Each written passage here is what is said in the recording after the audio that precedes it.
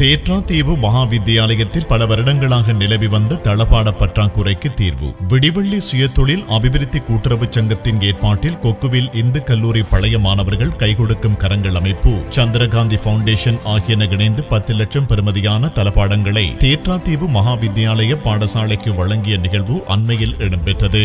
40 A type கதிரை மேசைகள், 40 B type கதிரை மேசைகள், teacher கதிரை மேசைகள் 6 வழங்கப்பட்டதுடன் A டைப் 10 கதிரை மேசைகள் திருத்தியும் வழங்கப்பட்டது. பாடசாலையின் அதிபர் திரு தேவராஜா தலைமையில் இடம்பெற்ற நிகழ்வில் பிரதம விருந்தினராக பட்டிருப்பு வலய கல்வி பணிப்பாளர் கௌரவ திரு ஸ்ரீதரன் அவர்கள் கலந்து சிறப்பித்தார். சிறப்பு அதிதிகளாக விடிவள்ளி சுயதொழில் அபிவிருத்தி கூட்டுறவு சங்கத்தின் தலைவர் ஆசிரியர் மேவின் மற்றும் கொக்குவில் இந்து கல்லூரி பழைய மாணவர்கள், UK மற்றும் கைகொடுக்கும் கரங்கள் அமைப்பின் சார்பாக விடிவள்ளி சுயதொழில் அபிவிருத்தி கூட்டுறவு சங்கத்தின் நிர்வாக உறுப்பினர்களும் கலந்து சிறப்பித்தனர். மங்கள விளக்கேற்றலுடன் ஆரம்பமான நிகழ்வில் பாடசாலையின் அதிபர், பிரதம விருந்தினர் மற்றும் ஆசிரியர் மேவின் ஆகியோர் சிறப்பு உரை நிகழ்த்தினர். தொடர்ந்தும் உரை நிகழ்த்திய விடிவள்ளி சுயதொழில் அபிவிருத்தி கூட்டுறவு சங்கத்தின் தலைவர் திரு மேவின் ஆசிரியர் அவர்கள், இப்பாடசாலையில் அதிபர் அவர்களினால் முன்வைக்கப்பட்ட கோரிக்கை கவனத்தில் கொண்டு மாணவர்களின் கற்றல் கற்பித்தல் நடவடிக்கைகள் பாதிப்படைவதையும் அவதானித்து இப்பிரச்சினைக்கு தீர்வு காண கைகொடுக்கும் கரங்கள் அமைப்பின் செயற்பாட்டாளர் கௌரவத்துக்குரிய